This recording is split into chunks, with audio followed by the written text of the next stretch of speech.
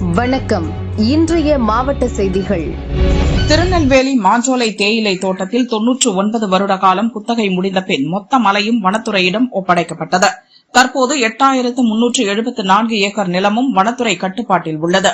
அங்கு தங்கி பணிபுரிந்த 2000க்கும் மேற்பட்ட தொழிலாளர்களுக்கு மாற்று வேலை வழங்கும் கோரிக்கை வலுத்து வருகிறது.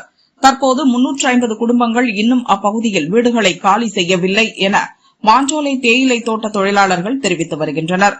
ஆனால் மாவட்ட நிர்வாகம் சார்பில் 18 குடும்பத்தினர் மட்டுமே இன்னும் வீடுகளை காலி செய்ய வேண்டும் என அறிக்கை வெளியிட்டுள்ளனர். இந்நிலையில் தினமும் மாஞ்சோலைக்கு ஒரு பேருந்து இயக்கப்படுகிறது. இன்று காலை சுமார் 13 பேர் மாஞ்சோலைக்குள் சென்றனர். மலைக்குள் மக்கள் செல்லக்கூடாது என வனத்துறையினர் மணிமுத்தாறு சோதனைச் சாவடியில் பஸ்ஸை நிறுத்தினர். வீடு காலி செய்து பொருட்கள் எடுத்து வருவதற்கு மட்டுமே மலைக்குள் அனுமதி என கூறியதால் சலசலப்பு ஏற்பட்டது. தொழிலாளர்கள் பஸ்ஸை விட்டு கீழே இறங்காமல் போராட்டத்தில் ஈடுபட்டனர். வனத்துறையினரிடம் கடும் வாக்குவாதம் செய்தனர். இறுதியில் கோர்ட் தீர்ப்பை எடுத்துக் கூறி வனத்துறையினர் சமரச பேச்சுவார்த்தையில் ஈடுபட்டனர். இனி மாஞ்சோலைக்குள் யாரும் குடியிருக்க முடியாது என தெளிவுபடுத்திய பின் உள்ளே செல்ல அனுமதி வழங்கப்பட்டது.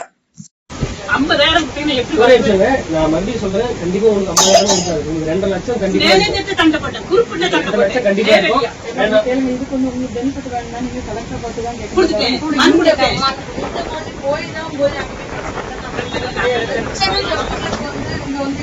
எத்தனை பேர் இருக்கலாம் அப்படிங்கறது கலெக்டர் தான் லிஸ்ட் எடுத்துருக்காங்க. அதை மீறி நாங்க அனுப்பினா நீங்க இதை கேட்க வேண்டியது கலெக்டர். நீங்க அங்க அவங்களுக்கு நேர்ல கேளுங்கம்மா, நாங்க படி எங்களுக்கு என்னதான் ரெமடி அப்படிங்கறத கேளுங்க. அவங்க என்ன சொல்லுவாங்க, உங்க கேஸ் முடியட்டும் அப்படிதான் சொல்லுவாங்க. அதுக்கு முன்னாடி நீங்க போகணும்னா எப்படி முடியும்? ரெடியா இருக்காங்க. அவங்களால என்ன தர முடியுமோ அந்த இதுக்குள்ள நீங்க திடீர்னு எனக்கு எல்லாருக்கும் தரைத்தளத்துல தான் வீடு வேணும், அபார்ட்மெண்ட் வேணும், தரைத்தளத்துல வேணும், இந்த மாதிரி நீங்க முரண்பாடான இங்க கேட்கும் போது அது வந்து எல்லாருக்கும் தர முடியாது. ஆடு மாடெல்லாம் கொடுக்க முடியாங்க. நாங்க அபார்ட்மெண்ட்ல வீடு வாங்கி நாங்க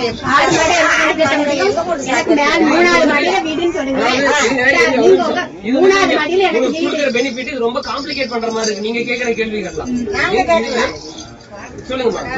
அவங்க சொல்றதுக்கு நாங்க சொல்றோம், ஆடு வாங்கிக்கலாம். குடியிருக்கிறதுக்கான ஒரு இடம் தான் நம்ம மாத்தி தர முடியும், சரிங்களா?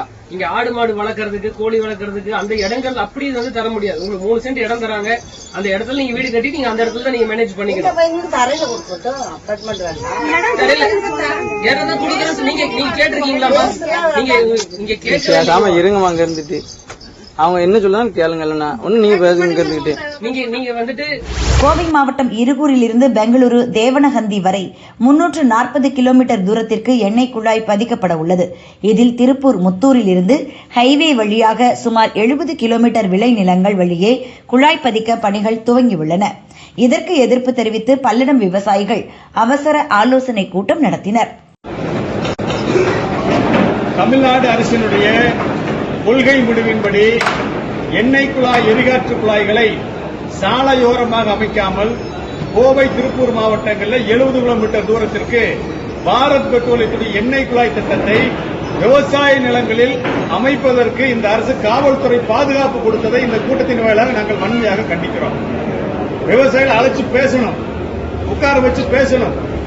அந்த மாதிரி எந்த ஒரு பேச்சுவார்த்தைகளுமே இங்க நடைபெறல.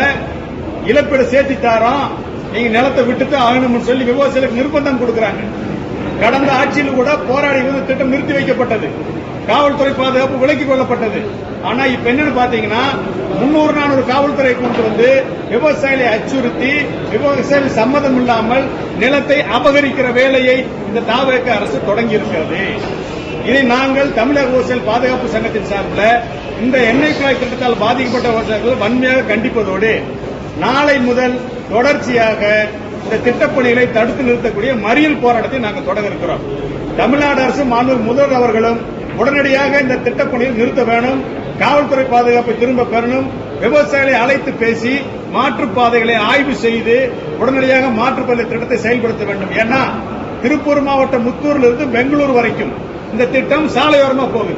ஆனா இங்க மட்டும் 30 வருஷத்துக்கு முன்னாடி நீங்க ஏமாந்து இடம் கொடுத்துட்டீங்க, வேற வழி இல்ல, இந்த பைப்பு நீங்க இருக்குதானே போகுது, நாங்க இந்த ஒன்னையும் போட்டுக்கிறோம்னு சொல்லி விவசாயிகளுக்கு இழப்பீடு குறித்து ஆசை காட்டி மோசடி செய்வதற்கான வேலை செய்கிறாங்க. 30 வருஷத்துக்கு முன்னாடி ஏமாந்த விவசாயிகளுக்கு, 30 ஆண்டுகளாக அரசுக்கு ஒத்துழைப்பு கொடுத்த விவசாயிகளுக்கு இப்ப நிவாரணம் அளிக்கிற வகையில அந்த குழாயும் எடுத்து சாலையோரம் அமைக்கணும், புதிதாக வரதையும் எடுத்து சாலையோரம் அமைக்கணும். இதுதான் எங்களுடைய கோரிக்கை. இந்த கோரிக்கை மறுக்கப்பட்டிருப்பதால் திட்டத்தை தடுத்து நிறுத்துகிற மறியல் போராட்டத்தை நாளை முதல் ஐடிபியால் பாதிக்கப்பட்ட விவசாயிகளும் தமிழக விவசாய பாதுகாப்பு சங்கம் இணைந்து தொடங்க இருக்கிறோம் என்பதை நாங்கள் தெரிவித்துக் கொள்கிறோம். இல்ல இப்ப கலெக்டர் வந்து பேச்சுவார்த்தை நடத்தினார் உங்ககிட்ட, அதுக்கு பிறகு என்ன நடந்துச்சு? கலெக்டர் பேச்சுவார்த்தை நடத்தலீங்க. 20% கொடுத்திருக்க 100% கொடுக்கறோம், வாங்குறதுக்கு ஒப்புதலானதை கேட்க வந்தார். இழப்பீட்டுக்கு எங்களுக்கு சம்மதம் இல்லை என்பதை ஏற்கனவே 2.5 வருஷமா தெரிவிச்சாச்சு. இன்னைக்கு விவசாயிட்ட முழுசா கருத்துக்கள் கேட்டோம். பெரும்பான்மையான விவசாயிகள் இங்க வந்திருக்கிறவங்க இழப்பீடு வேண்டாம், நிலம் தான் வேணும் தெளிவா சொல்லிட்டாங்க. இழப்பீடு அவங்க தரன்னு சொல்றாங்க, நீங்க வேணாம் சொல்றீங்க. இழப்பீடு அவங்க காலகாலமா கொடுக்கறதா சாமி சொல்றாங்க. இன்னைக்கு மட்டும் சொல்ல 20% சொல்றா, 100% சொல்றாங்க. இழப்பீடு எங்களுக்கு வேண்டாம். எங்க நிலத்தோட மதிப்பு 4 கோடி 5 கோடி 2 கோடி 3 கோடிக்கு விக்குது. இவங்க கொடுக்க 100% இழப்பீடு என்ப அந்த திட்டப்பாதை போற இடத்துக்கு மட்டும் கொடுக்கறாங்க, அந்த 60 அடி அகலத்துக்கு மட்டும் கொடுக்கறாங்க. இந்த இருக்கிற நிலத்தோட வேல்யூ போச்சு, இந்த இருக்கிற நிலத்தோட வேல்யூ போச்சு. இதெல்லாம் யாரு கொடுப்பா? கவர்மெண்ட் பேங்க் கூட லோன் தர மாட்டேங்குது. ஆக ஒட்டுமொத்த நிலத்தோட மதிப்பு போயிருக்கு. இதுதான் இங்க இருக்கிற மிகப்பெரிய பிரச்சனை. இதை அரசு உணர மறுக்கிறது. அதனால போராட்டம் தொடரும். இந்த திட்டத்தால எத்தனை விவசாயிகள் பாதிக்கப்படுறாங்க? 1200 பட்டாதாரர்கள், 1200 குடும்பங்கள் இதுல பாதிக்கப்படுது. 5000க்கும் மேற்பட்ட விவசாயிகள் பாதிக்கப்பட்ட விவசாயிகள் இருக்கு. பேசிருக்கீங்களா நீங்க? நேற்று சென்னை போனோம், மாண்புமிகு அமைச்சர் அருண்ராஜ் அவர்களை சந்திச்சோம், தொழில்துறை செயலாளர்களை சந்திச்சோம். அவர்கள் வந்து இந்த அரசாங்கத்தோட கொள்கை முடிவு, எங்களுக்கு வேற வழி இல்ல, ஒத்துழைப்பு கொடுங்க, இழப்பீடு வேணா நாங்க கூட்டி பேசிட்டோம்னு மாதிரி தான் சொல்றாங்களுடைய அவங்க எங்க கோரிக்கை ஏத்துக்கிற மனநிலைமையில அரசாங்கம் இல்ல.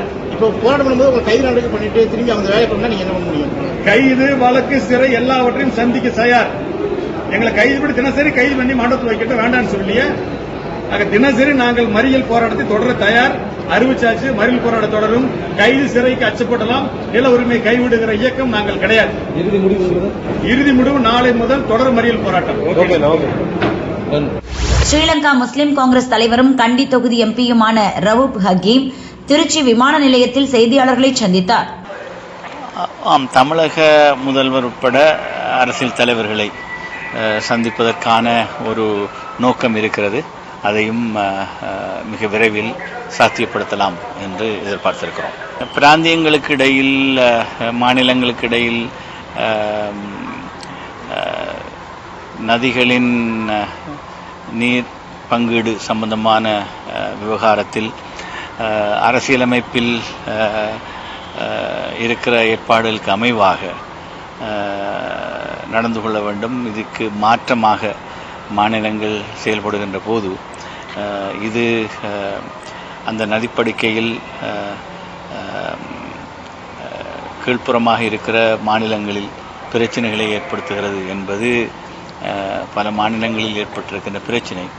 இவ்வாறான பிரச்சனை கர்நாடகத்துக்கும் தமிழகத்துக்கும் இடையில் மீண்டும் உருவாகி இருப்பது குறித்து நாங்கள் கவலைப்படுகிறோம். இதை பேச்சுவார்த்தை மூலம் தீர்வு காண வேண்டும். அதே நேரம் இதற்கென்று நீதிமன்ற தீர்ப்புகள் நிறைய இருக்கின்றன.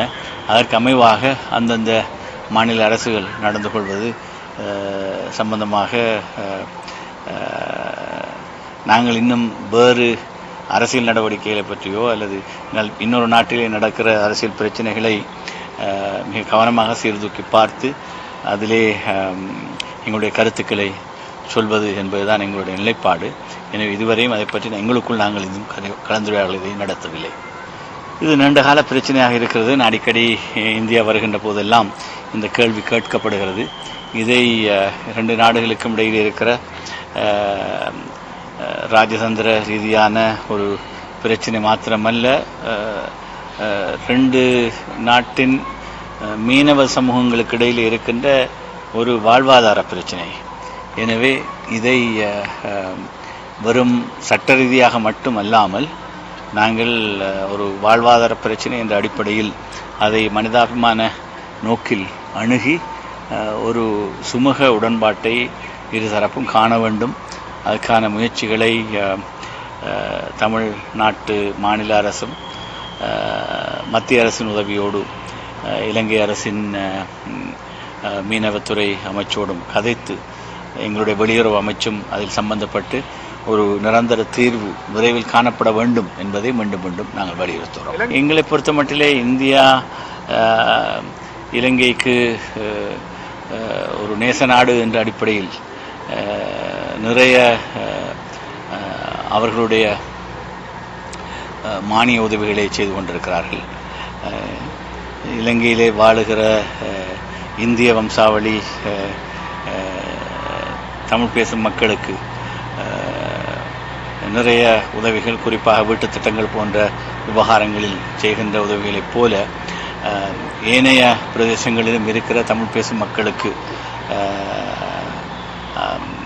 இன்றிருக்கிற பொருளாதார நெருக்கடிக்கு மத்தியில் இந்திய அரசின் அனுசரணை இருக்க வேண்டும் என்பதை நாங்கள் வலியுறுத்துவோம். அதே நேரம் இந்திய இலங்கை ஒப்பந்தத்தின் அடிப்படையில் செய்யப்பட்ட